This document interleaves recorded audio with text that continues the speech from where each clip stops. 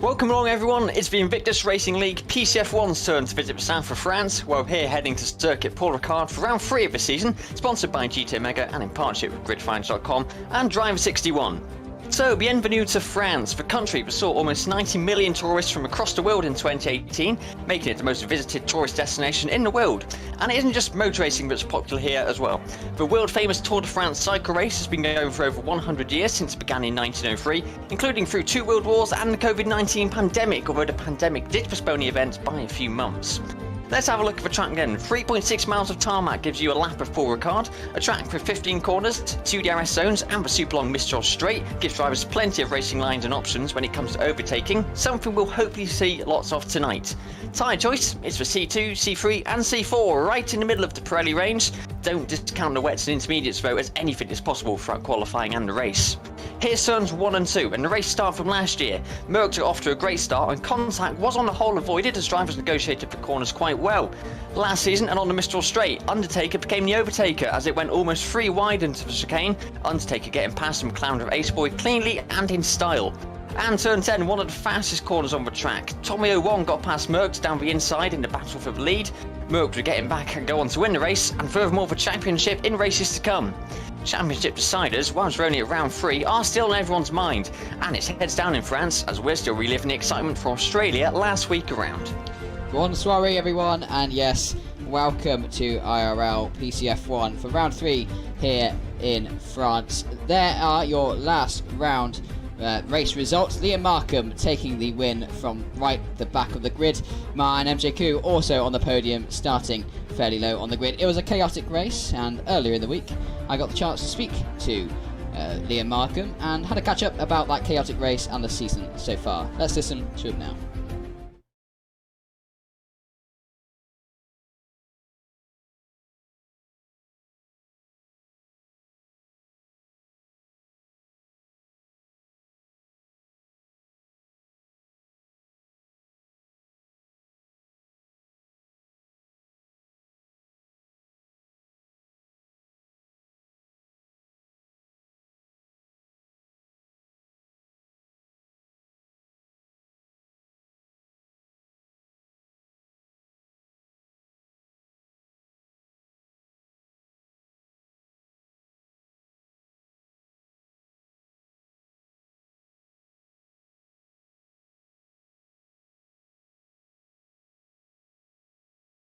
Team called the right strategy, coming in for the softs on the first safety car and then on the third safety car as well, and managing to fight our way through to first was just incredible.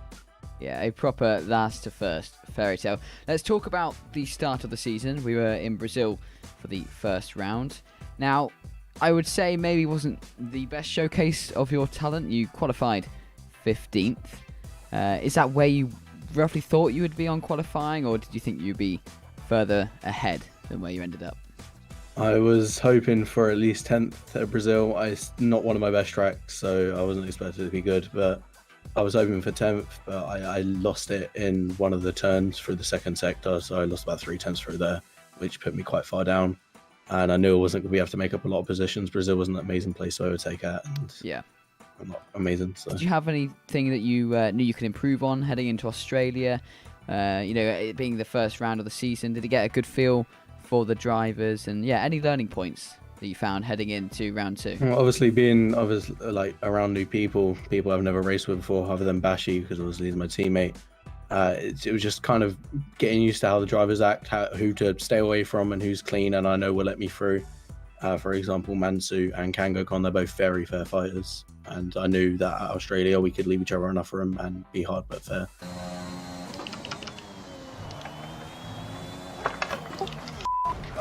Let's talk about Australia then. In qualifying, it didn't end up being particularly great. You were out, I believe, around turn 2 in qualifying, out of the session. Having 2 races where you've qualified fairly poorly, how do you deal with the mental side of that, knowing that you're then going into a 50% race? And at Australia, I was prepared for the fact that I was going to crash out on turn 2 or 11-12 because it's like an ice rink. The shit is ridiculous. On the exit of turn 1, if you catch that curve wrong, then you'll bin into the wall.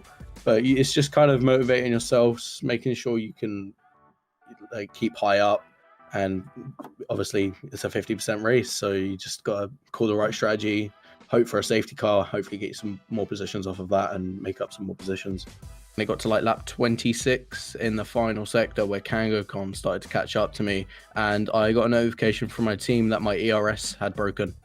So I didn't have ERS from lap 26 to 28, and that's where KangoCon got past me. And I believe Maya was close to getting past me, but then I thankfully managed to get my ERS back, and I had 68%, so it was flying until the end.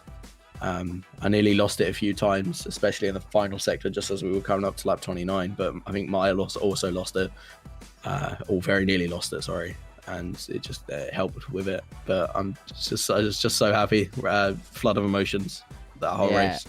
It was never easy either. Right up to the line, there was only 4 or 5 tenths between you and Maya, really close battle. But after 29 chaotic laps, featuring many appearances of Bert Maylander in the Aston Martin safety car, you took the victory in the checkered flag. Come on, boys! What? Let's go! That's huge. Massive dub. Let's go. What does it actually feel like to knowing that you're on the final lap, the final corner, coming up towards that line? What is going through your head there in that moment? As I was coming up to that final corner, it's really, really like tight when your like tires start to degrade. So it's just focusing, do not spin here. If I don't spin to get a decent exit, I can win. And then obviously I came out and Mansu was 6 tenths behind me, and I knew I'd won. And it was just an absolute, I can't explain it. I was speechless. I didn't expect to win. I was thinking if there was any track I was going to win at, it would not be Australia. Sorry, it would have been probably Austria, because it's probably my strongest track. But obviously winning at Australia is amazing. I've got tons of friends in Australia, so they were all happy for me. But yeah, and I put it, I think it was lap 9, lap 10. Obviously, when the first safety car came out, when I hit the wall, I lost my wing. That's when I was like, oh, this is my race over. I'm not going to be able to make a comeback from this. And then ended up at the end of that safety car getting into like P6 or P5, and then it was just the mixture of emotions from being not going to win this to I have potential for me to possibly get good points, and then oh my god, I might actually win this race. Oh my god, I've just won this race. It's pretty insane. So do you reckon you're going to go for the championship? Do you think you've got what it takes to really take home the ultimate trophy? Looking at the calendar, the first 2 races were one of my worst tracks, so hopefully from here on out it should be consistent, at least points finishing, hopefully podiums, maybe wins, but I'm hoping for at least another 2 to 3 wins this season is my goal. I'll be fighting for that championship the whole way, but it'll be difficult because there are a lot of fast people in this league. I think that says it all there. Determination from the back of the grid to taking the checkered flag. Liam, final question. Any words of advice for drivers in your position, starting right from the back of the grid? What would you say in about 2 sentences to those who start the weekend on a bad start? Head up, don't give up, and try not to bin it into other drivers, and remember brake early turn 1. There we go. Yeah, well, that is, thank you, Liam. Well, we hope to see you on the podium many more times this season, and thank you for giving us an insight into a race winner here in Invictus Racing League, especially in season 13 of what's been a chaotic couple rounds to open the new season. Thank you.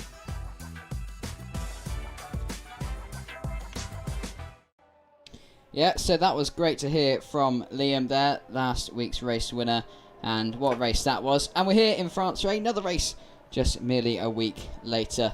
And Fozzie, we've had some chaotic ones to open the season. Do you reckon it'll calm down any further, or do you reckon we're still going to be at these peak chaos levels? Yes, good evening everybody. Well, based on what we've seen so far, I can only suspect the chaos is going to continue throughout the evening. Maybe not so much in qualifying, but certainly throughout the race, and considering we had 4 safety cars in the last race, it would not surprise me in the slightest if we have multiple safety cars this race as well. But it's qualifying. It's time for some flying laps. One of whom is starting the flying lap is Hamir. He's just been out warming up his tyres. He's on the soft tyres and he's going for his fastest lap now as he negotiates for turns 1 and 2 complex quite nicely in the Red Bull and heads down towards the twisty section of Sector 1. He has got a car in front of me, an Alpine, the home team, but he's quite nicely getting out of the way. And then you sort of swing it around right and then right again for what's a little bit of a double apex, as there's a long left-hander onto the Mistral straight, the first DRS straight of the lap. You'll see the board, there it is, and he opens up his DRS Sport straight out into 8th gear, going flat out. So far it's all looking good. He's not invalidated the lap so far. Obviously the track limits on France are, well, they're as strict as any other track, but a lot of people think, well, there's a lot of runoff, you maybe can go a little bit wider or cut some corners. Nope, the stewards will be looking at that if you are cutting corners, and you will be seeing time penalties in the race and invalidated laps. It's purple sector 1, because I believe he's one of the first to do a flying lap so far. Now this is a great corner. You drop a few gears, you swing all the way around turn 11, kissing the apex a couple of times, and then getting a good drive out. We see Owen is vibing, setting the fastest lap so far. The first lap time of the session on the medium tyres though, so we expect that to be a lot lower down. Only a few more corners to go for Amir now. It's turn 14. That's where the pit lane entry is. Can be quite difficult, so you need to make sure you don't use any time there during the race, and then it's heavy on the gas. Get your DRS down towards the finish line, and we see what time it is from Amir on the soft tyres, and it is a 1:30.1, almost a second ahead of medium tyres from Owen. 2 fast laps, 1 on soft, 1 on medium. It's looking good so far, Cameron. Looking good, yeah, for Amir. The Red Bull driver wasn't here last week, so is back again for PCF1. See if he can show us how it's done around Le Castellet and Paul Ricard, and I'm sure he will do. We've seen the times come in now. Marcus setting the pace at 1:29.814. A very good qualifying lap from so far. He actually does very well in qualifying. He qualified 5th in Australia and 6th in Brazil, but unfortunately it's the race that seems to let him down, whether through luck or through driver error. That seems to cost him positions and ultimately points in this championship. Now we're in France, and it is in fact a home race for one of our drivers, and that is Kangaskhan, who at the moment is in a very pretty position of leading the drivers championship with, I believe, 21 points, with the Williams also leading the constructors. So he'll be looking for a bit of glory on home turf today, but it's going to be a hard one, I'd imagine. He hasn't had the races come to him easily. As we remember, in Brazil he was fighting with Mert early on, Mert spinning in the wet, gave him that position, and it was a shootout for the last couple of laps. And in Australia it was very much chaos, where there was all sorts of drama going on. He did not finish on the podium. It was MJQ and Liam Markham, as well as the other driver who did really well, all starting from the relative back of the grid, and it shows that anything is possible even if you get qualifying wrong.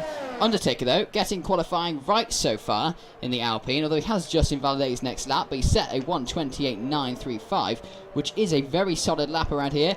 I expect Fozzy will see drivers doing their banker lap on the mediums and then ultimately switching to the soft tyre for that final lap. We do have a yellow flag in Sector 1, it's a McLaren, I believe.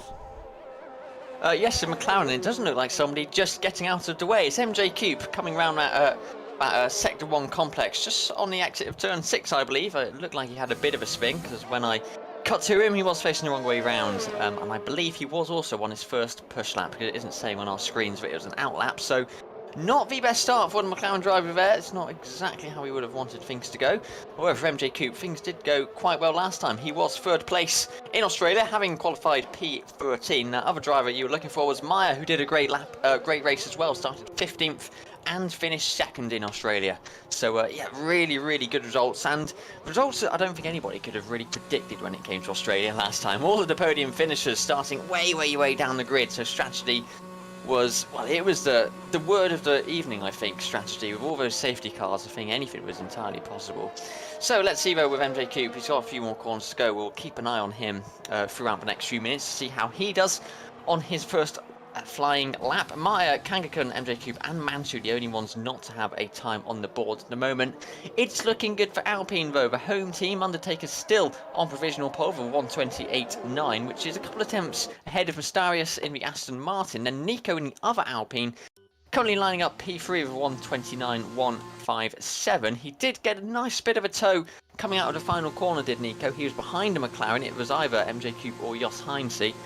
So that helped him get a little bit further up there towards his teammate in P1. But yeah, MJ Coupe, well, I'm just going to see how he does turn 6 and see if he manages to keep it going in a straight line. He very nearly did the exact same mistake as what he did just 1 lap ago. But he's got through turn 6, he's on the Mistral straight, and it looks like he's going up for a very good lap, Cameron.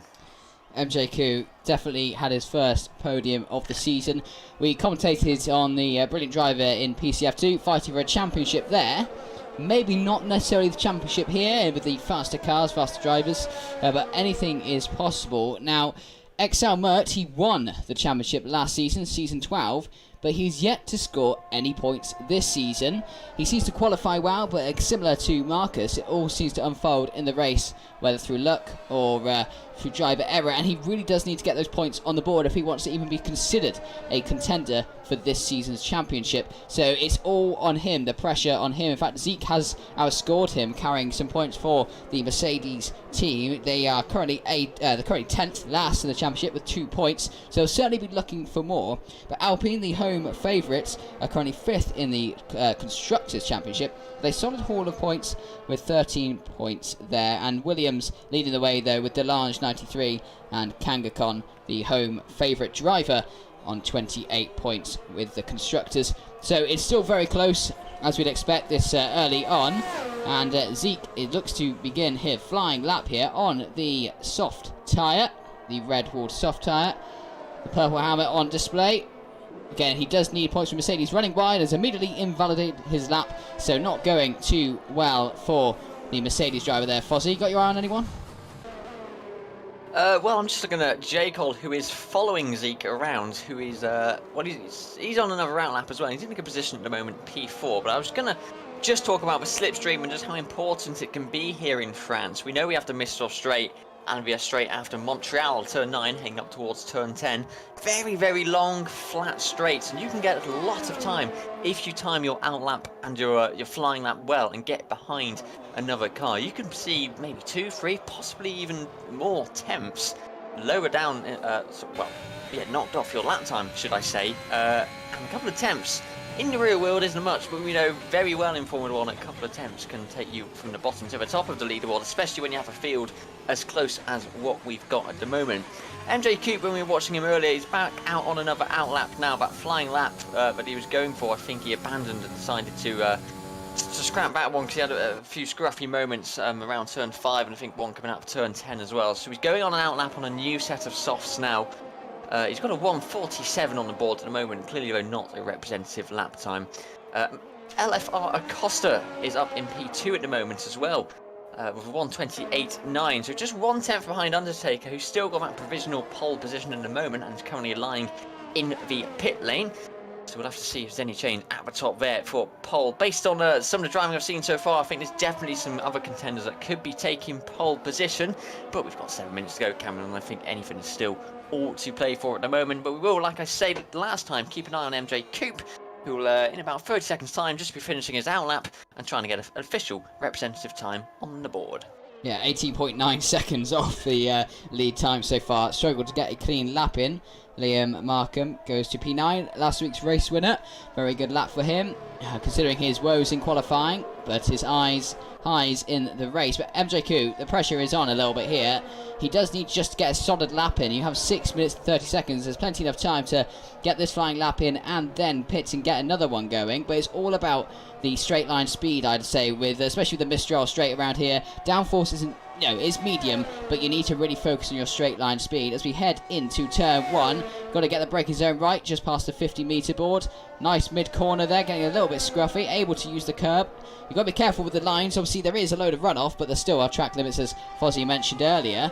And now braking into the lovely chicane. Really good to get the mid-corner rotation through there before heavy braking zone into the next corner before applying the power. Got to be careful not to lose it. He does go wide and has invalidated his lap there, so that's going to be another struggle for him. But Nico is flying a 1:28.764. At the moment, it's an Alpine 1-2, something that the French crowd here will absolutely adore. That indeed, just a 10th or 2 tenths separating the two Alpines, and they look to be in contention for pole position here, Fozzie, whereas the ones you'd expect to be Kangakon and XL Mert all the way down outside of the top 10. So a lot to happen here with not much time left relatively to get in, get your fuel in, and go out for another set of an out lap and a flying lap. Fozzie, this is going to be interesting already. Yeah, if Alpine can carry that through the race as well and finish 1-2, that would be fantastic for the constructors. We scored 11 points in Brazil, only 2 last time round in Australia as well. They currently lie 5th on 13 points. In front of them is the Haas team of Owen is vibing and Mansu, and I was wondering about Mansu. Well, is he going to come out of the garage? Because I hadn't seen him yet. He's the only driver not to put a time on the timing board at the moment, and he's currently has made it out, and he's out on an out lap, just going around turn 9 now, heading up to turn 10. So again, that's someone else we'll keep an eye on over the next few minutes. But yeah, MJ Coop, he's just going to start another flying lap, I think now. Obviously, these softs are 1 lap old. He's just done about half a push lap on them, so they are going to have a little bit less tyre life than what he would have liked. But almost everybody's in the pits, and he will have a fully clean track in front of him, so he's not going to have to worry about any traffic and people getting out of the way or blocking him. He's going to have a clean track all the way around for MJ Cube. So hopefully, if he doesn't go too wide, which he seems to be doing there, he might be able to get this lap complete and not have it invalidated, and then hopefully he can get a little bit higher than his teammate Jos Heinze, who lies in 12th at the moment. McLaren would also love to get some points. They scored nothing in Brazil and 10 points in Australia, so they currently lie P7 behind Alfa Romeo. Obviously, every team would like more points, but yeah, it'd be good to see what Alpine can do. And Haas as well. We've seen some good driving from the Haas team lately. Mansu on his flying lap now, as is MJ Coop. They're the 2 to watch, and they're the only 2 who are out on the track at the moment, Cameron. Yeah, so just following MJ Coop on already 2 lap old soft tyres. If he gets into the top 10 here and finishes with this lap time, he will have to start on fairly old soft. So I wonder if he will continue on with this lap, or whether he'll box early and put all that pressure on the final lap. He looks to be committed to this flying lap though, just trying to get something on the board around the final corner, and just straight on the power. DRS early on, using that straight line speed and the DRS to increase, and he goes to P12 on 2 lap old soft tyres. And there's a Mercedes exiting the pits, ever so close to pit exit, but ahead of his teammate. But I don't know, is that the pace we'd expect them to have when he's on slightly older soft tyres? So it's going to be close whether he can box in time and actually get out again for another out lap and flying lap. But it's going to be interesting to see what strategy he's going to play, or whether he just accepts he's not in the top 10 and uses a medium or a hard tyre to start the race and take strategy. Acosta leaving the pits back in this round. Currently P3, Alfa Romeo lining up very nicely here. Marcus and Acosta in P5 and P3 respectively, with just an Aston Martin separating them. So Alfa Romeo on for potentially a strong grid start here as they take to their out lap. And who have we got on a flying lap? Is that Merckx, I believe, is going around, catching a bit of traffic, a bit of a tow there from his Mercedes teammates as we go on to the brakes into turn 8 and through Montreal into turn 9 on the medium tyre. He thinks he can take the pace here. He's got a McLaren ahead of him who looks to get out of the way early on as we go through turn 10. They're getting a lovely complex turn 10 and 11 on the brakes, and then straight into 12 later on. You don't want to damp the brakes too much here. You just want to coast it in and use the engine braking to increase your braking performance, but not on the brakes too much. He's got lovely mid-corner speeds there. And as you say, purple sector 1. Will it be a purple sector 3 and ultimately a purple lap? He's currently P17, 4.7 seconds off the time on the top of the tower. Around the final corner, just a DRS straight to go. Use all the runoff very close on the track limit there, but keeps it safe, keeps it in. He's got a Haas X in the pits, but where will he go? He will go to P6 on the medium tyre. That actually is a decent lap. 8 tenths difference between him and Nico, but potentially thinking more about the race rather than just qualifying high up there, Fozzie. Yeah, that's a great lap on the medium tyres as well. He's ahead of almost a lot more than half the grid. That's fantastic. So yeah, thinking about the race, I think, is Merckx there. I was getting a little bit worried for Mansu. He's on an out lap, still hasn't put a time on the board. He was doing a flying lap, and for whatever reason he decided to abandon that one and come into the pits. But he's got 52 seconds left, and he's going down the Mistral straight now. This is going to be very tight to see if he can make it to the timing line before the end of the session. He's absolutely pushing. He's deciding to screw the chicane and go straight through the foam bollards. He's obviously cautious as well of the fact he's not going to get to the end of this lap in time. So we'll have to see how Mansu does. But he's left it very late. I think he might have been away from the wheel, so to say, at the start of the session, hence why he hadn't got a time out, a lap out there. But I would have thought that even if he had got a slightly scruffy lap, and it was a valid lap, I was watching, I don't know why he decided to go into the pits again. Maybe he just wanted to get a soft tyre and properly go for it. But yeah, it's going to be tight for him. It's going to be very tight, Cameron. Yeah, there's chaos up and down here. The Red Bulls were backing each other up into Sector 3. Mai has invalidated his lap, and there's another Red Bull who had to take the runoff and has completely screwed his qualifying lap. So both Red Bulls tripping over each other and ultimately costing the team here valid positions. And now there's all sorts of traffic. J. Cole has invalidated his lap. He won't improve any further. So has Liam Markham. But the the Williams of Delange 93 is on a roll here. Whether he'll be able to take pole, well, there's a long distance between him and relative in time. Undertaker crosses the line, does not improve. He will start a minimum or maximum of P2. Where's Nico?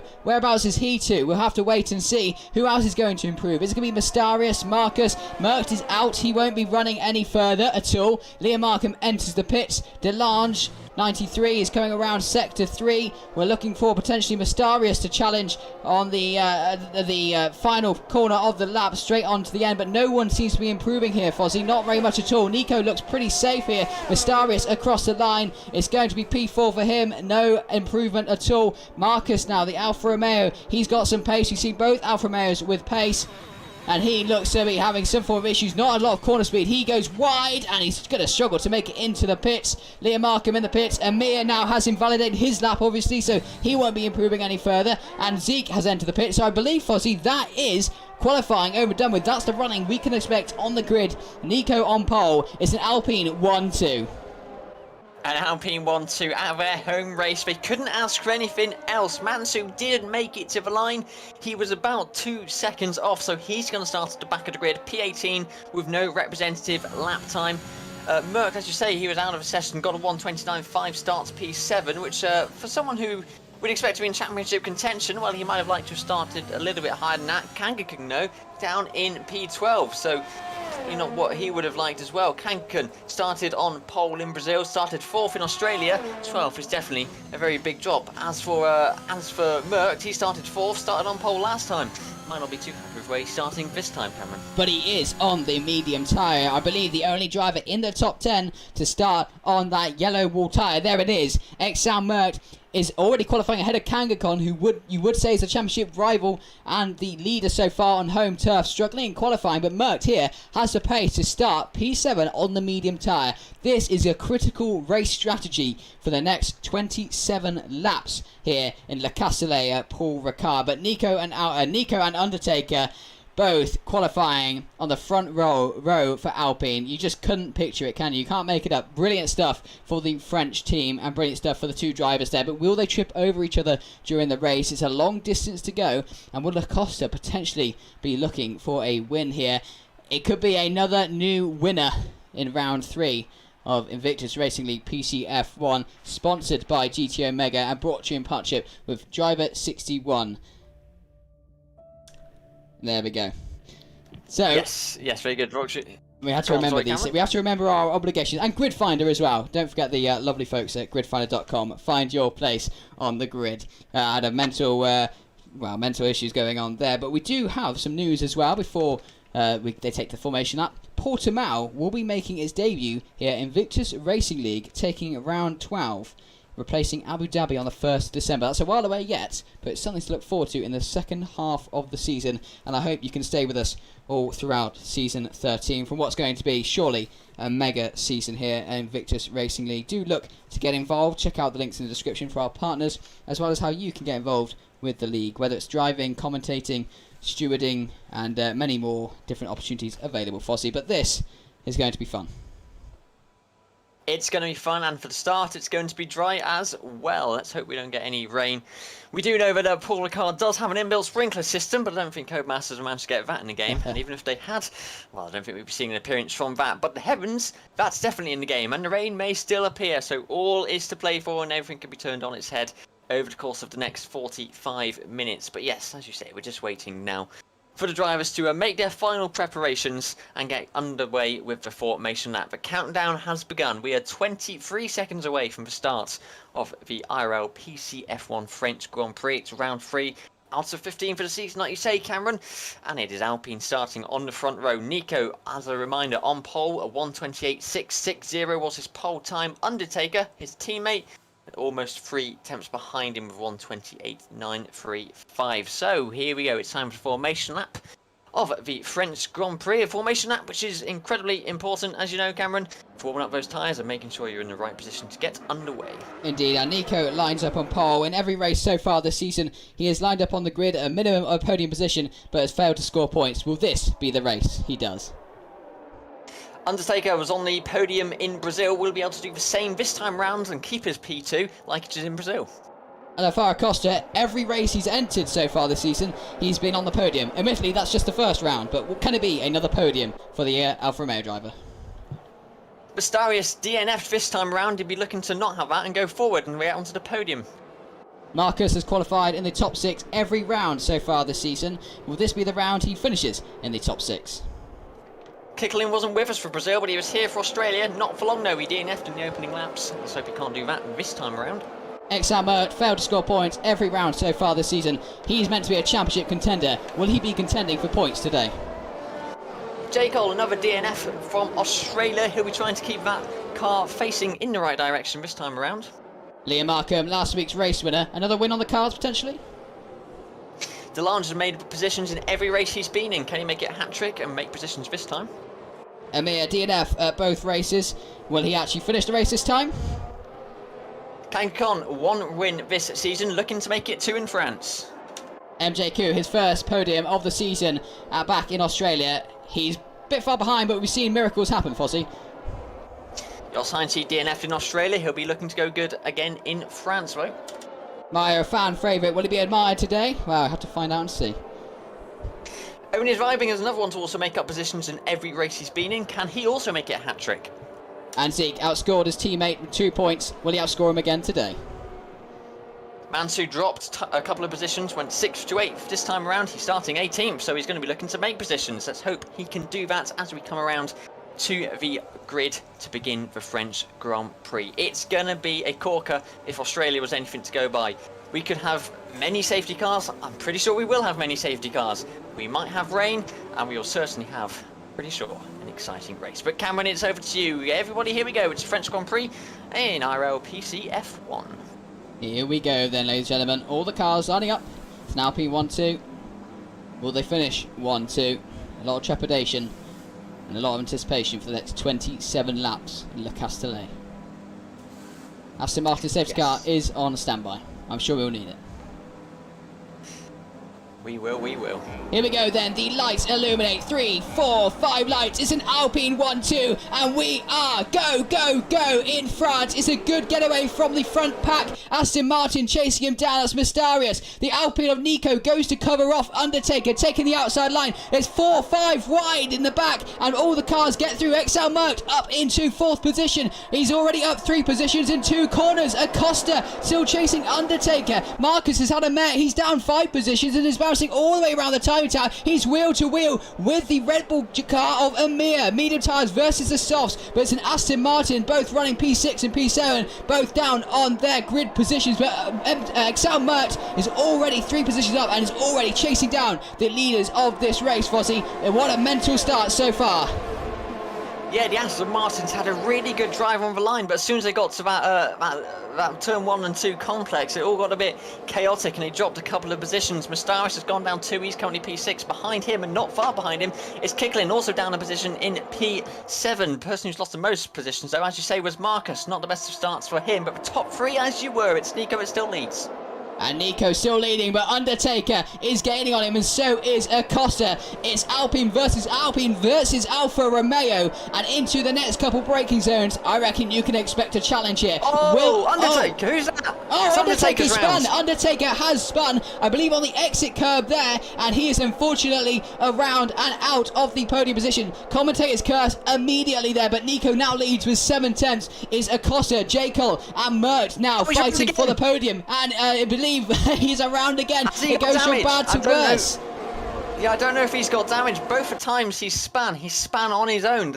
And he looks to be avoiding the pits. It didn't look like he was going to be going in immediately, but yeah, Undertaker from starting in a great position, now down at the back. P18 having dropped 16 positions. That is not what the Alpine would have wanted. They're bookending this grid of cars at the moment, Alpine. They currently lead, and they currently lead at the back as well. Great news for Costa, though. He's up in P2, and his next target ahead is the leader of the race. Okay, let's have a look at the replay there of the spin from Undertaker. He just goes around the right corner, absolutely looking fine there, on the limit, but still chasing down his teammate. Goes through the left-hander, and I believe he's already wide. Yeah, he just spins on power before even touching the exit curb, and is around and out of contention for the podium position immediately. But Nico still leads 6 tenths between him and Acosta. Will Acosta challenge Nico over the next couple laps? He certainly will hope so. And let's have a look through the gaps around the grid. XL Kangakon, the championship leader, down in 9th, already up 3 positions from where he started, but I'm sure he'd like to be up a lot more. The 35 car 5 tenths away from Marcus, and we know Marcus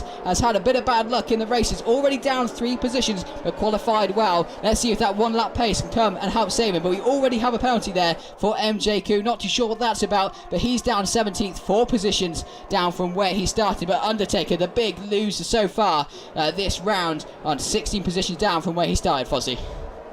Someone who's looking to make a move into lap 3, is Meyer. He's right behind Delonge for the back end of the points, down there in P11 and 12. They can both sniff points in front of them. And it looks like Meyer's just dropping back a little bit, but don't forget we've got DRS this time around and moving forward. So down the Mistral Straight and across the start-finish line, we could see a few more moves as wide goes Meyer. He just caught a little bit too much curb, and he's wheel-to-wheel with the Haas of Owen is vibing. No, he's not. It's Mansu, getting my Hasses mixed up, and Mansu does get a 3-second time penalty for running a little bit wide as well, but he might have DRS from the DRS detection point.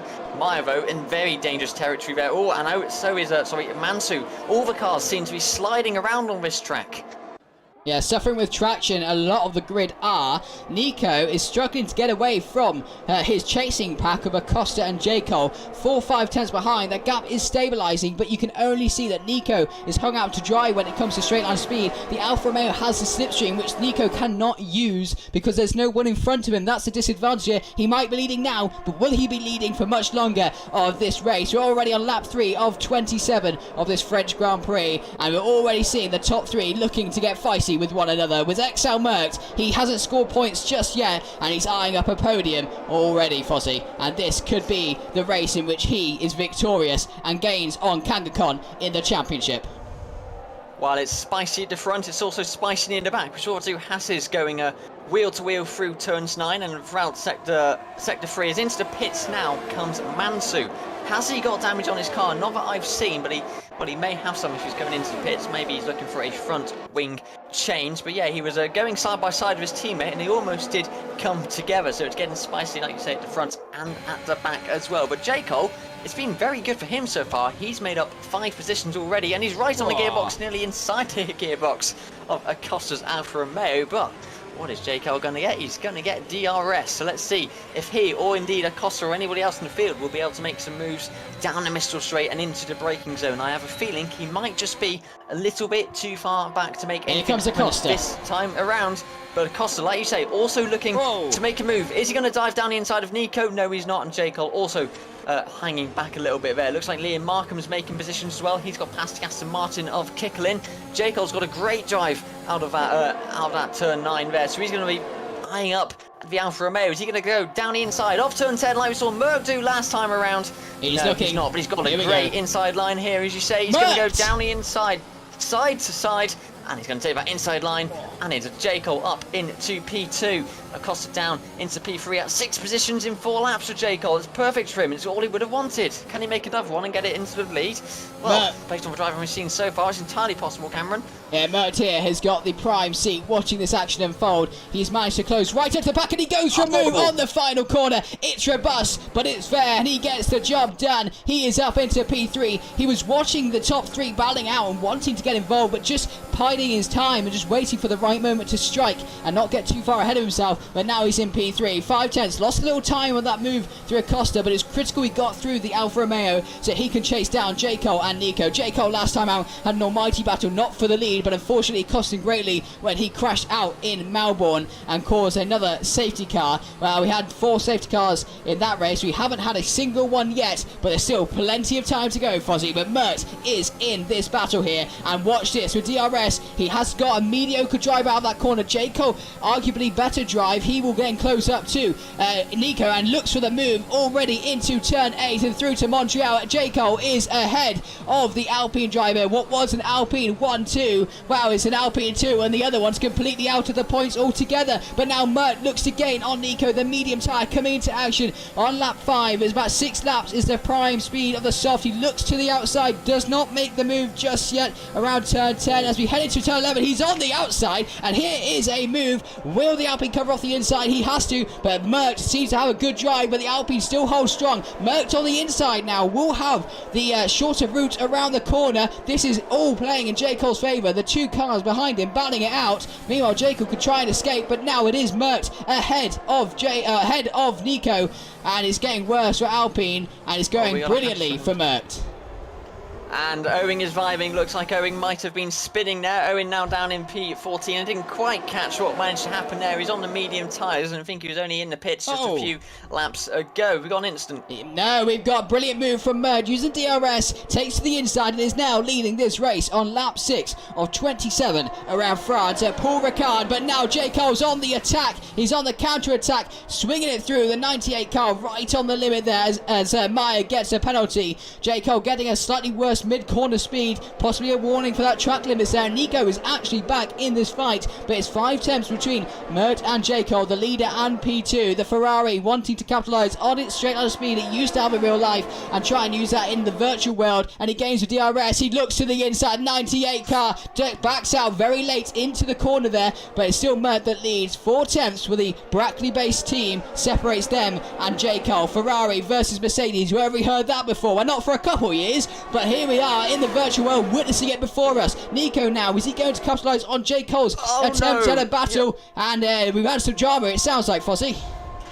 Yes, your scientist was going to make a move and he just missed his braking zone at the chicane at the end of Mistral Straight. That puts him in a prime position to be overtaken by DeLonge. If DeLonge can stay with the McLaren in front of him as well. But yeah, that battle at the front, isn't that amazing? Kangakan as well, Marcus going side by side as well. Oh, Nico's wide. Sector 3. Nico does look like that's why he's gone wide, Karen. Into the pits comes Nico in the Alpine. Going to get rid of those soft tyres. He's the first to trigger the scheduled pit stops, I think, of this race. We've had a few so far, but I believe they've been because of damage and strategy changes. But the scheduled pit stops do begin now. Nico down in P8 as he gets his new set of boots on. It's Merckx that leads from the Ferrari at the moment, but don't discount Acosta, who is still in a great position to try and get some DRS and make some moves down towards turn 8, Cameron. Merckx not only leading this race, but is on the optimum tyre here, the medium yellow wall tyre. Only 6 laps on that. The soft runners will have to box shortly, and that will cost them as Merckx can run later in this race, build up that gap, and potentially see himself confirmed to win this race. But it's early days yet, but not trying to commentators curse anyone here, as we did that enough last time. But Acosta's looking for a move on J. Cole, backs out of it into turn 8 through Montreal. No action there, but Alfa Romeo and Ferrari are looking very feisty today, and if I was Merckx, I wouldn't just count your chickens just yet, as there's still plenty of action to go. Your Sciencey up into P9 as a couple people have begun to box, and this will see the grid sort of reorder itself. But is that Acosta looking to the outside? No, he goes for the switchback instead on the inside, and he doesn't get it done. Not that mid-quarter speed that he wanted there. Mysterious, this is playing into his hands. Currently in P4, could end up with a brilliant result for Aston Martin here in France, but at the moment he's got a bit of work to do. But it's 1.7 seconds between Merckx and J. Cole on lap 7 of this IRL French Grand Prix for season 13 of PCF1, and Mysterious is into the pits. Yep, Mysterious into the pits. Aston Martin would love to come away with some points here. Here goes Acosta Bo on J. Cole for P2 down the main straight. Gets past way before the braking zone. And J. Cole will hopefully be trying to get some DRS down the Mistral Straight to try and regain that position as well. But we're starting to see the pit window, as we say, open, and lots of people come in for their pit stops now. This is great though for Merckx, who's on the medium tyres and still managing to build such a big gap. That's playing well into his strategy, and hopefully if he can keep it on the grey stuff, he'll be looking for a potential race win here, which would do him just fine. He would love to have that after the issues down in Brazil, where he didn't manage to fight as well as he would have wanted to, having that little spin in the closing laps. Owen is vibing. Owen is now accruing more penalties as he gets a free second time penalty. Meyer, though, someone else with a time penalty, hasn't boxed yet, I don't think. but he's up 10 positions from where he started, so it's looking quite good for him. Jacob, I think, might be looking for a move into turn 11 to try and regain that P2, which he had just a few corners ago. Let's see what he's able to do. Is Jacob able to go down the inside? Acosta's no, wide. He's not, but he's got, yeah, Acosta's definitely gone wide. Jacob does seem to have the better drive out. Is he going to be able to follow through the tighter section of the sector? Looks like Jacob and Acosta do get fairly similar drives out of that corner, so that battle's not over yet, is it, Cameron? Not over yet, and just looking at last season, well, Mert loves this place. He won here last time, one of his many wins in season 12, and he's looking for his first win in season 13. 3.2 seconds now between him and the nearest car as they all begin to pit. Mert can stay out longer though. I'd estimate around lap 12-13 for Mert to enter the pits. I'm not too sure though, it could all change should there be any safety car VSE intervention. We haven't had any just yet, nor many yellow flags. It's all been kept pretty clean. Not the challenges that were faced in Australia, as we see all the drivers entering the pits there. We've got the Alfa Romeo now exiting Acosta and the Ferrari driver Jacob very close to each other, and they are going to merge with a couple cars next to them. Luckily didn't trip over each other, but it's a Ferrari in P14 now. Looks to gain on Mystaris 667. Look at the straight line speed there, not burning any energy, and does not go for the move on the inside nor the outside. Instead will look for a DRS pass to lose the least amount of time around this circuit. It's all about making a clean, efficient overtake. Clean, efficient is not what Mystaris took that corner there. He's now going to gain. Surely this is over for Mystaris. Jacob's going to get the position and get it convincingly, but Mystaris also has DRS. He's going to take some ERS to burn it, and Mystaris then looks to sweep behind the Ferrari driver as he overtakes him to nip a little bit of that slipstream back, but it's now Jacob up into P13, having stopped and onto the medium tyre. But look at that lead out front.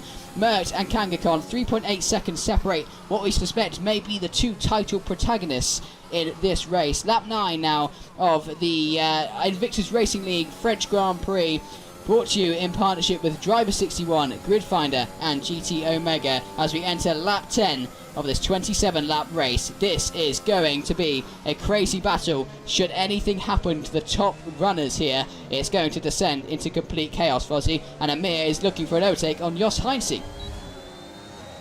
Yeah, I'm just following the battle for the final points positions. Liam Markham, our race winner last time round down under, has had a great view of Nico and Owen fighting throughout that last lap we've just been on there. Oh, there's a spinner! Amir is around. Amir is out of points contention. We have the replay of that. Looked for a move on the McLaren driver. It was on the outside, took to the inside, got spun around there, and is now struggling to regain control and regain position, get the car facing the correct direction. No safety car, but he is down to P16. A bad day for Red Bull. Gets even worse.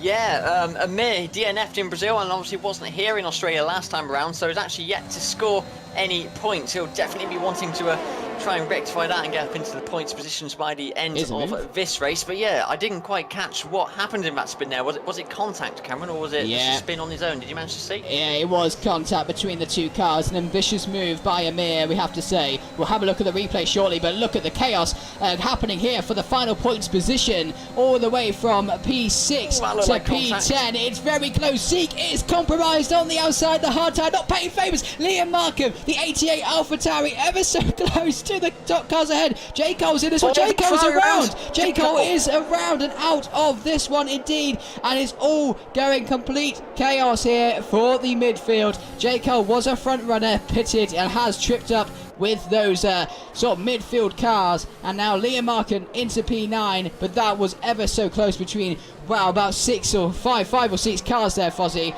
This is insane. Yeah, and Kicklin's lining up a move on Zik in the Mercedes. Zik's pulling down to the left. He's going to be able to defend this into turn 1. Oh, it's going to be tight. That's going to be very tight. Was there contact there? May have been contact round. Kicklin's round. Oh, crash. Oh, big crash as the Aston Martin of Kicklin spins around, and it is a safety car as we have a crash between, and we have Mansu out of the race as well. Mansu out. Mansu spinning and crashing into the barrier. It's all kicked off on lap 11 of this race. We have the Aston Martin going around, collecting cars as it came back onto the track, and the hopes of a first point scoring finish for Kicklin go tumbling out of the window. It was looking good. There were good moves happening, but in just one split second and one corner, it all comes tumbling down. It's the second DNF in a row for the Aston Martin driver, and Mansu is out of the race as well. Let's have a look at this replay then. Let's see this all unfold.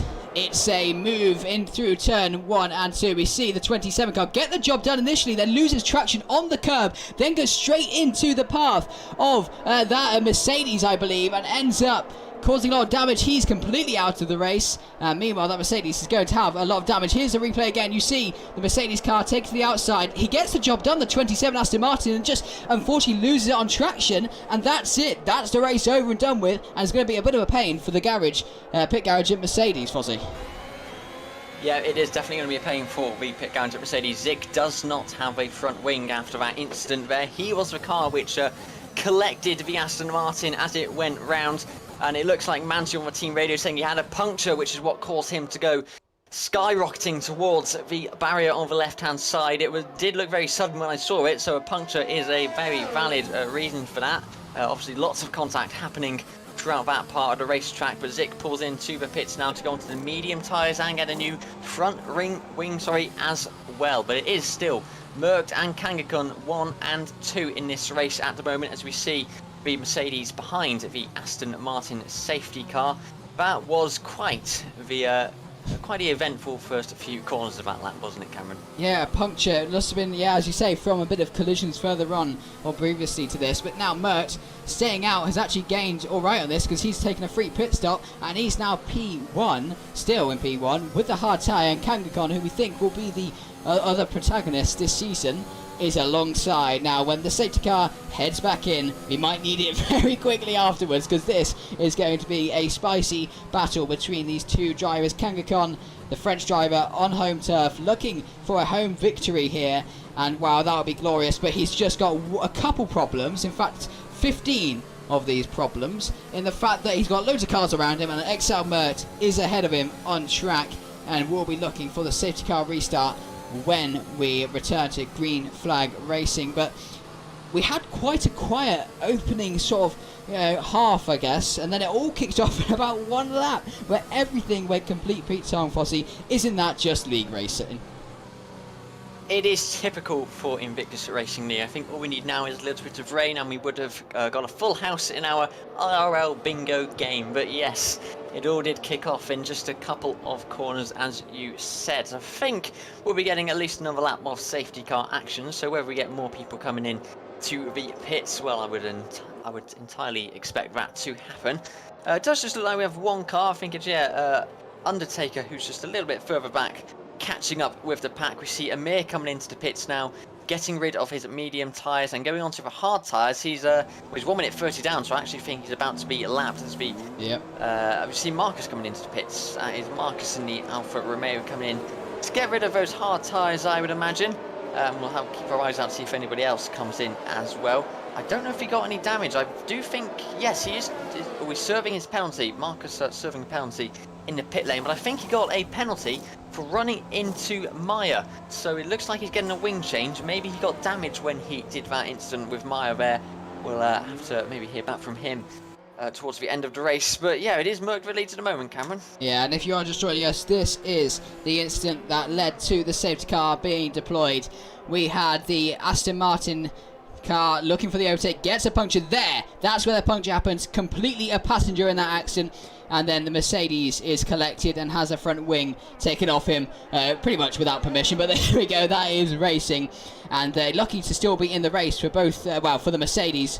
Not so lucky is the 27 car of Kekurlin, who finds himself DNFing from another race. Yeah, I think the drivers are starting to expect the safety car to maybe be in this lap. We see them all weaving and weaving down the Mistral Straight, trying to get temperatures into those tyres to get a good getaway and not be vulnerable with a slipstream Obviously, we don't have the DRS on the first 2 laps after safety car, so slipstream, while not as powerful as DRS, it's certainly powerful on tracks like this, as we've seen so far throughout this race and throughout qualifying as well. And there, as you say, is the confirmation from race control that we're going to have a safety car in this lap. It is the 2 championship contenders, both starting on the hard tyres, who are leading this safety car restart. Behind them is the Alfa Romeo of Acosta, who's on the mediums, and behind them Mastaris, the only remaining Aston Martin. He is also on the hard tyres. Is he going to be able to make any moves as we go forward? It's Meyer in the Red Bull who rounds off the top 5. Hard tyres as well. A lot of these drivers are going to be hoping to go to the end of the race on the set of boots that they're currently on. Merckx is going to be controlling this safety car restart now. Cameron, I will hand over to you and put the pressure on your shoulders to lead us. Oh, have we had an incident already? Yeah, Meyer has spun. Meyer has spun around. That's unfortunate, isn't it? But Merckx already up 6 positions. Kangaskhan up 10. Let's see how this plays out here as we wait for Merckx to get going, and we are underway. Green flags are out in Paul Ricard, and we are racing once again. Lap 14 of 27, and it's a great getaway from Merckx. Kangaskhan closing in slightly. It's Williams versus Mercedes, both engine-powered cars, but Acosta is there hanging on to the top 3. It's a bit of a gap back to Mastarius and J. Cole, who are going to be fighting out amongst themselves. The 98 car versus the 28 Aston Martin Racing Green in France, and there is no moves between those two, and it's 6 tenths now between Kangaskhan, the Frenchman, and Merckx, the last season's championship winner. And J. Cole has a 3-second time penalty for multiple warnings, Fozzie. That seems to be a pretty clean getaway. It's Liam Markham a couple tenths away from the other Williams, the large 93, closing up on the slipstream, does not need DRS, looks to the inside for turn 8. Oh, there's contact between the 2 cars, the Williams versus the AlphaTauri. AlphaTauri going to have to back out of that move and actually just wait and bide his time, as you've got Jos Heidse and Owen Vibing also fighting it out for position there, very close to each other, Fozzie. Yep, Acosta's going to go around the outside of the other Williams through turn 10. It's the Alfa Romeo this time versus the Williams. Wheel to wheel through turn 11. Whoa. Is Acosta on those tyres going to get the tyre advantage? It doesn't look it. He's gone a little bit wide, but it's not over yet. He cuts across to defend from Kangaskhan and to keep that lead in P2. Merckx, though, he's quite far ahead, 1.3 seconds ahead. It's a good safety car restart for him. He's got the gap that he would have wanted, but battles throughout the track as the safety car bunts everybody up. Yeah, very good getaway from Merckx. Has just gained on pace. Really had enough ERS energy just to keep deploying or something, but 1.3 seconds is the gap.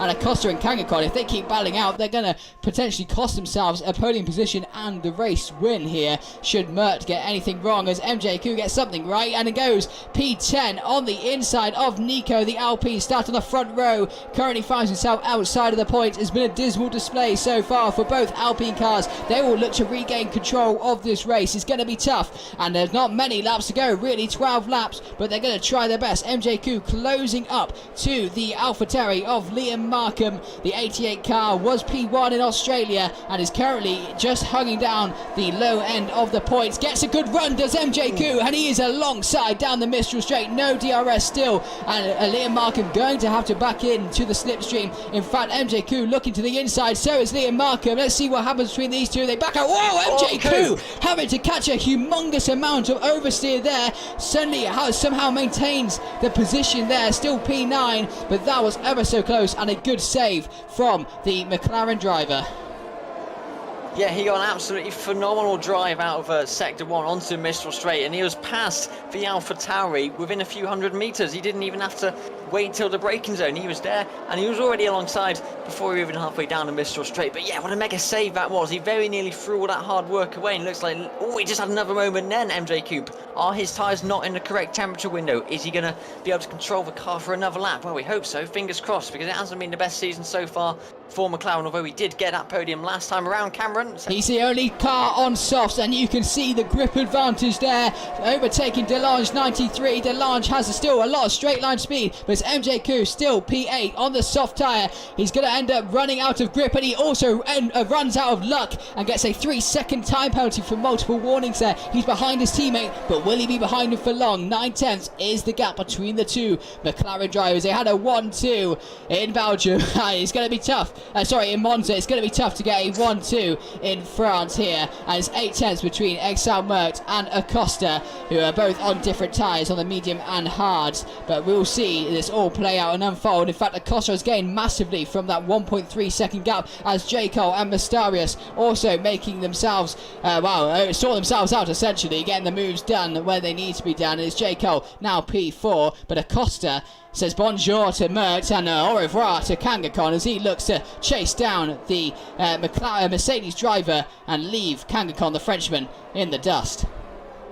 The soft tyres of MJ Cube making him make many positions. He's just got past his teammate of Jos Heinze off the missile straight and through that chicane there. That tyre advantage really playing into his hands so far. A lot of drivers have penalties so far, but good thing for Merckx and Kangaskhan, the two potential championship contenders, both penalty free at the moment, so looking good for them. But yeah, how many more laps can MJ Cube have on these soft tyres? Is he going to be able to make these tyres go to the end of the race? Well, he's already stopped once, yeah, and I don't think he's going to be able to make him go to the end either.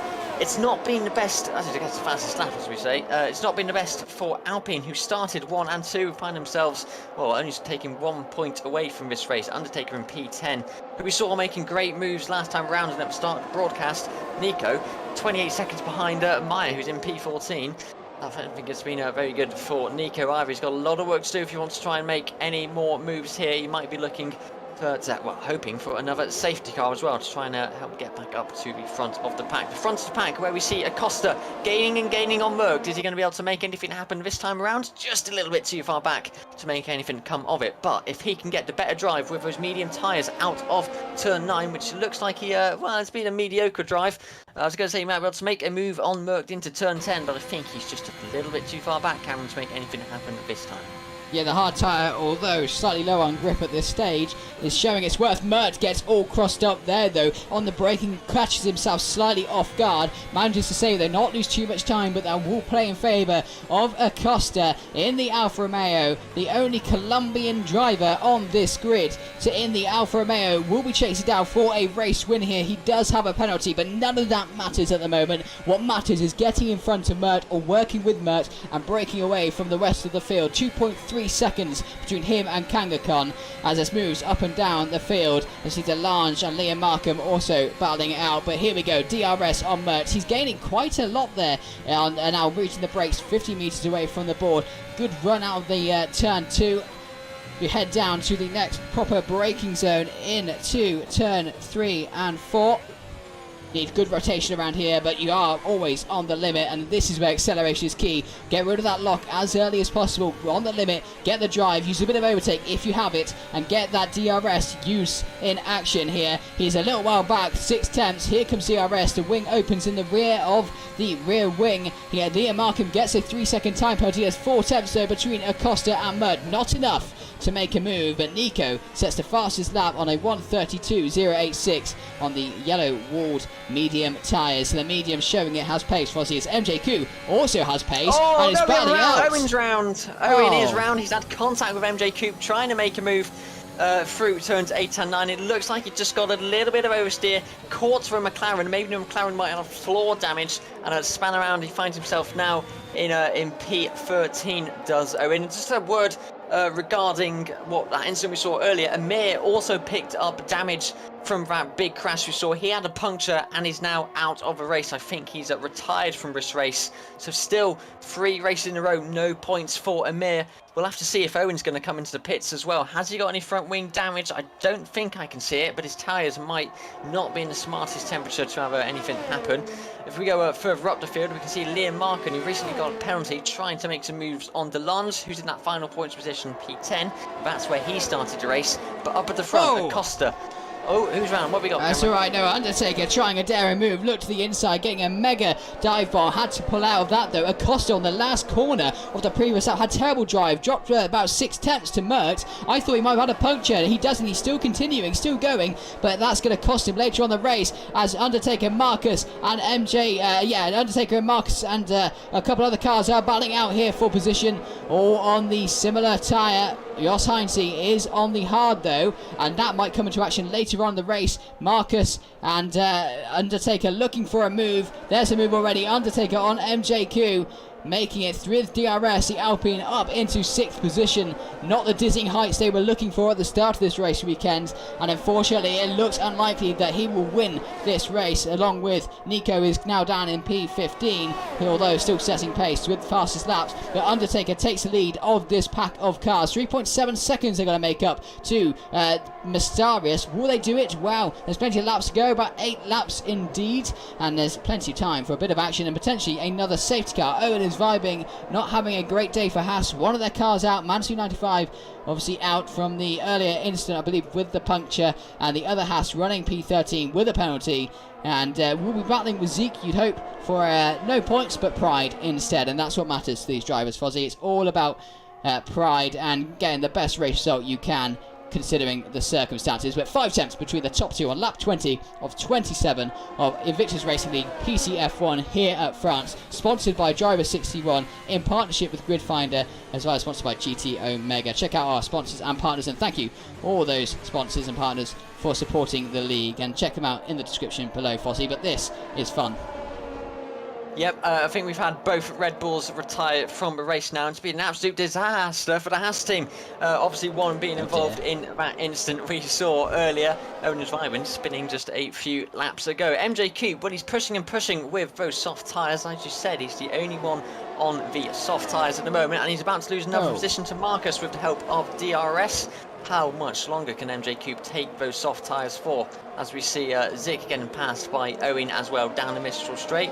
And I think the yellow flag is just caused by the AI driver of one of the Red Bulls coming out of the pit lane, and I assume that will be fully out of the race shortly. But it's close up at the front now. 4 tenths for Acosta, less than half a second behind the Mercedes of Merckx. Acosta on medium tyres, which are 11 laps old. Merckx on hards are only 8 laps old. Can Acosta hold on to those tyres to the end of the race? Well, as we said, someone who certainly cannot will be MJ Cube. He'll have to box again, because there's no way those soft tyres are going to be able to stay to the end of the race. We wouldn't want to see a puncture. We've seen a few punctures already, but we don't want you to pushing your tyre wear too far, because that will undo all the hard work you've been putting through them over the past laps. But yes, will we be seeing a move from Acosta this time round down the Mistral Straight? We see Mysterious getting close to Excel, J. Cole, and Owen fighting. Okay, I was fighting with Zik. I saw a move on timing table. Zik's coming into the pits. He's going for the soft tyres. Will he be taking them to the end and trying to go for a fastest lap? Potentially. Acosta now on to the Mistral Straight. As we can see, Merckx weaving, trying to break that toe. It's going to be close, Cameron, isn't it? It's going to be close indeed. 5 tenths, though, not close enough, I feel. Into turn 8 and then through Montreal we go once more on lap 21. MJQ is going to have to box. He's absolutely dropping like a stone when it comes to pace. 1.2 seconds now away from Marcus. Those tyres have hit the cliff and then some. He's going to have to box. He'll be asking himself whether it was a strategy wonder or potentially a strategy blunder. He made the positions up early on, but I feel he's at risk of losing them now in the latter stages of this race, where there's not many laps to make them up once again. So difficult day for McLaren, specifically MJQ, but both cars at the moment running in the points, and well, that's good, isn't it? It's better than certain other teams that are struggling indeed. But Acosta 5 tenths away from Merckx. This gap has stabilised around about the same kind of gap. Acosta is keeping the pace, but you do just wonder whether Merckx is saving some in the bank and ready to deploy around the final couple of laps. We'd love to see a move here as Merckx goes on to lap 22 of 27. Not long to go now until this race sees the end and the checkered flag is waved. But who will claim that checkered flag first? It was Liam Markham last time, potentially not this time. He's down in P11, a while away off any kind of sign of a race win, but it's not over for Acosta. He still has many opportunities here. There are overtaking zones. We do have DRS that is powerful here. It's all about just biding your time, waiting to strike at the right moment when the opportunity is given to you on a silver platter. And talking of silver platters, DRS is certainly one of them. 6 tenths now between the two cars. Again, that gap around about the same. Gains in DRS and loses through the corners. You wonder about the downforce levels, whether they're running certain different levels, and Merckx a little bit more slippier in a straight line potentially. And also thinking about this, Acosta does have that penalty, and no matter if he overtakes Merckx, he then has to build a gap, and he's struggling to even get past him now with not many laps to go. Fozzie is looking like an impossible task. Something that might be impossible is Jacob trying to go around the outside of turn 10 as we have a yellow flag, as that has looks like a McLaren that's gone round. MJ Coops, I think, is having a bit of issues, but Mustaris and J. Cole are going side by side round turn 11. It looks like Mustaris manages to hold on to that P4 position. He's not got a penalty. J. Cole has a penalty of 3 seconds, so you'll have to keep that in mind if he wants to make his way up the timing grid at the end of this race. But it's close, as you say, for the lead. Although Acosta has got that 5-second penalty, they're racing drivers, and I say it every week, winning on track is exactly what they want, and it looks like Acosta's got very close to Merck there. Less than 2 tenths they were. If he can keep the speed going, it might be good. Now, Cameron, one thing I want to ask you is, does it look a little bit darker to you? It is. I think we've got the curse once again. Is that looking a bit grey up there? Is there some rain in those clouds? I'm sure we're going to find out, aren't we? It's our luck. No matter where we go, we bring the rain with us. It's typical British behaviour. It's not just us, okay? We do promise we will get a fully dry race. This might even be dry still. There's still, a couple laps to go. Don't hold it against us. But MJQ now into the pits, suffering a spin. He didn't have a puncture. I thought he might have just overdone the tyres.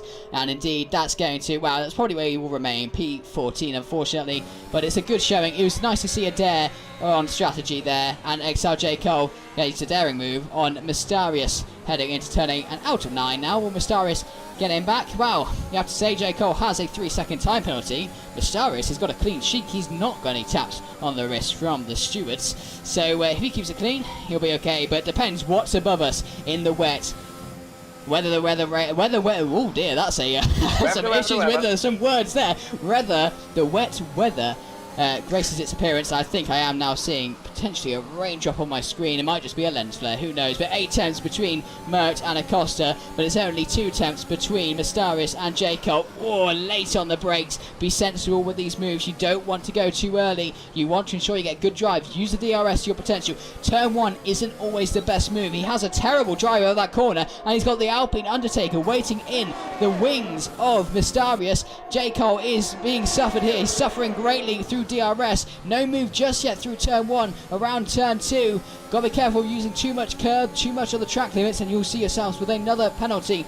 It's going to be up to the next DRS zone. Braking around late. Use the car's momentum to swing it in and the balance. Keep it all in check and you'll be fine. The 98 car versus the Aston Martin. Aston Martin looking for some good points here, but he goes wide, and the Alpine of Undertaker may soon once again become the Undertaker. It's going to come down to DRS. He's too far back, you have to say, but is Undertaker too far back? Indeed he is. No straight line speed at all there. Nothing. He's hung out to dry when it comes to the aerodynamic slipstream here. He's like a brick in the air, and Mystarius is no further gain on XLJ Cole, and it's 5 tenths now between Acosta and Mert, and Acosta has a 5-second time penalty, remember. Yep, Undertaker wanting to be that overtaker, as we say all the time. Owings driving gets a penalty. Undertaker looks left and right, trying to find a way past the Aston Martin. Doesn't manage to do so at this moment. Deland, Liam and Jos Heinze battling for P8. Liam made a really good move just a few corners ago. Jos Heinze Road trying to defend with those tyres that he's got on, those hard tyres, 12 laps old, the same as Liam Markham behind him. Liam, who does go a little bit wide, and our race winner from last time, finding himself down in P9, so it doesn't look like he's going to be having another occurrence up on the podium. But at the front, it's still Merck that leads, with Acosta not really managing to make any moves happen just yet, but there are lots of moves in the midfield. Mystarius still trying to find a way past J. Cole. He's a lot closer than where he was last time, 3 tenths behind as we come out of turn 1, as MJ Coupe gets another time penalty. Will Mystarius be able to use the DRS to try and make a move on J. Cole here, and will Undertaker be able to get in on the action as well? They are nose to tail as we come onto the Mistral Straight. Who's going to get the better drive? Well, it looks like J. Cole's managed to pull away quite nicely, but doesn't mean he's safe. Someone who's definitely not safe is Undertaker as he comes to the left, and medium tyres helping him with traction. He's got a little bit of DRS, but they are side by side, and look how there's a Ferrari in front. This might get tasty. Undertaker having to back out there. It was almost like we saw 5 months ago at PCF1 when Undertaker went 3 wide with Ace Boy and his teammate as well, but he gets a really good drive out and manages to get past Mystarius. Yes, who's in front of him now? It's J. Cole, but I think he's a little bit too far in front to be overtaken on turn 10 as Undertaker takes to the curbs on that one. That was risky stuff. We know what curbs are like in this edition of the video game, but nothing like they are in the real world. It's all still to play for, and there's only 2 laps left to go. Yeah, Vistarius struggling now with a bit of grip on those hard tyres. Might have overcooked them a little bit.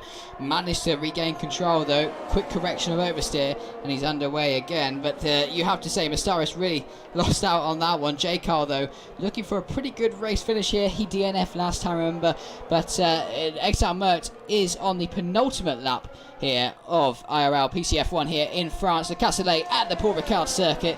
Lap 26 or 27. Not long to go. It's Undertaker.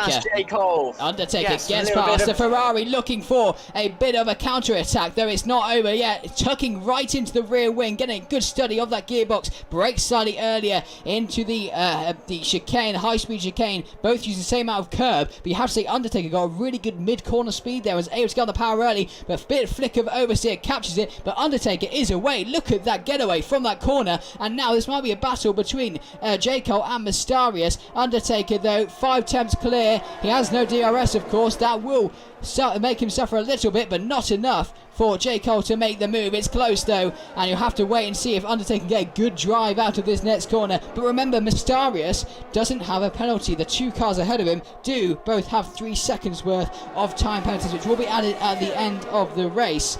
So he is in prime position to take P4 here.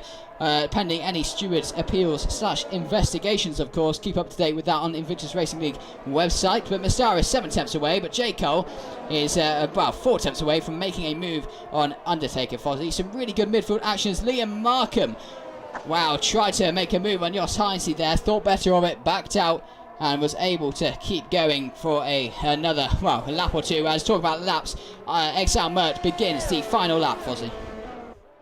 Yeah, I was just going to point out Liam and Jos fighting all the way down, as it looks like Liam's going to try and go down the inside here. This might be contact. That was very close to spinning the McLaren around. It looked like the front wing touched the front tyre of the AlphaTauri, but they looked to be safe on that one. But the AlphaTauri, with a bit of slipstream, is going to try and get past towards turn 1.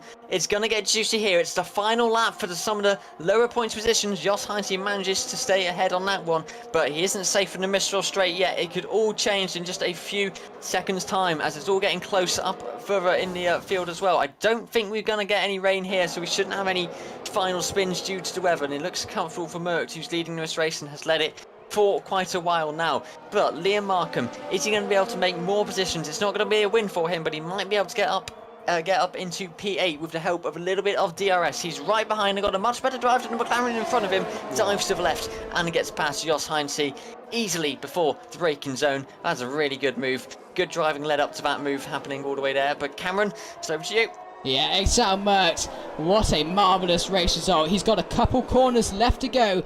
He didn't start on pole, but he's certainly leading the race now. He goes through the final couple of corners. He started this season looking like a championship favourite, scored 0 points in Brazil after a late lap spin, did DNF'd in Australia, but he wins in France. Redemption for the Brit driver for Mercedes. Now, how does that feel, Mert? I bet that feels wonderful. I'm sure it does. I'm sure he's a really big fan of finally getting that race win, and it sets him up well for the season going forward. Throughout the rest of the field, we see the penalties take into action, and your provisional top 3 are Merckx, Acosta and Kangaskhan. Merckx, who started P7, makes it a win after starting on the mediums, and the strategy played out well for him with the safety car as well, takes home the win. Acosta, who started P3, makes 1 position and finishes P2, and Kangaskhan, who started again on the mediums all the way down in P12, manages to get all the way to the top of the grid and makes it onto the podium. Yes, we managed to avoid the rain. For once, I can officially say that is a fully dry session. It's been a long time coming, hasn't it, that? It's nice to get that monkey off our back, to say the least. But wow, what a race. Not particularly an immensely chaotic one. You had moments of chaos and moments of success for all the drivers there. Just a singular safety car, I believe, and Kangaskhan is your in-game driver today. But let us know in chat who your personal driver of the day was. And no, you can't vote for yourself for your driver, that's just cheating, okay? But here are the podium celebrations there. Merckx claiming the first podium of the season. The Britain driver takes top points, 15 points to his name. That'll bring him straight in to contention with the top drivers in the championship. Acosta claiming P2. Brilliant drive for himself, the Colombian driver with Alfa Romeo. That will certainly feel pretty good, I'd imagine, as well there. And congratulations to all the drivers for getting through that one, even those who found themselves with some issues. But the Frenchman does finish third. It's not the win, it's not what he wanted from front row to second row, but at the end of the day, that's racing, and that is some very good points for the Williams team, who already lead the constructors heading into this round. Where will they be after the stewards' investigations? You'll have to find out and see, Fossey. But that was fun. France is over. We could tick off round 3 as we head on to round 4, Fossey. Yes, round 4 in Canada, somewhere where they do speak French. So I hope you've been learning your French, Cameron, over the past week. We've been here and working on this. We are back in, yeah, that's a good start, back in Canada in just a week's time for the Canadian Grand Prix, round 4, where I reckon the chaos will continue just as it has these past few races. But yes, don't forget, as Cameron said, make sure you're following us on social media. You can find all of our links down in the description below to stay up to date with the stewards' findings, and the website as well, where you can find all the latest standings and where we're heading to in future races. But from France, I think that's it for here. That is it for here. We'll see you in Canada next week for what will surely be an action-packed race. Thank you all for coming along. Have a good evening, and we'll see you the same time next week. Have a good one, and goodbye.